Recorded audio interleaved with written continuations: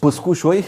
Da, păscui. După ce îl luară pe tati, la 11 ani, le păscui. Da. Asta a fost ponul mare a mamă ta, Crișchiru, tatăl și paplu, tu Idiazu, era fitic. Maia, așa nula, cum îl zicea, mi-nduia-te tine că ea avea cele mei, singură, că a crescut pe 4... Până peste 100 de ani? 103 ani. Tati face a hurhin negustoria la Bazargic. Soi, multă soi cu surini sau de aici, de macedoneni, de fârșiroți, lucra cu el. Papso al Pino Caramic, Gheorghe al Celea, mentor al lui, cum zice, și înviță negustorii tati, vine stilică stiveadă. Îi bășeai mâna și, într-adevăr, cură una lacrimă. Da, una lacrimă. Prima dată când o vigiui lacrimă, da.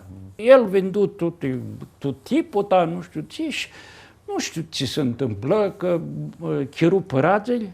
La momentul asta, când bărbații era fugiți cu oile, și rămâneau mulierile, cu cele mei, cu fete. Băga fetele, era cârvate de acea marea, 3, 4 fete, 5 fete, câte era, nu știu ce, ei au ala de aici cu tufechea. Cam așa zbâna. Tati era un om de dialog, un om lăgea și, dom'le, da, nu vă fug. Eu știi că aveam firidă dinapoi, avea omul acolo, era soldat ca să nu fugă. Da. Tocmai își băgă tu minte să-l convingă pe Preda să-i să fac una carte, să fac film. Când își băga Toma tu minte ceva, nu-l stătea în minte. Și îl zicea, și era marele singurate, că atunci, și îl zicea, și Toma, Maghini. Uite-mă, de ce termină prostia asta acum. Romanul nu e mare lucru. Acela era marele singuratic, nu? Da, nu e așa. Și filmul așa și așa.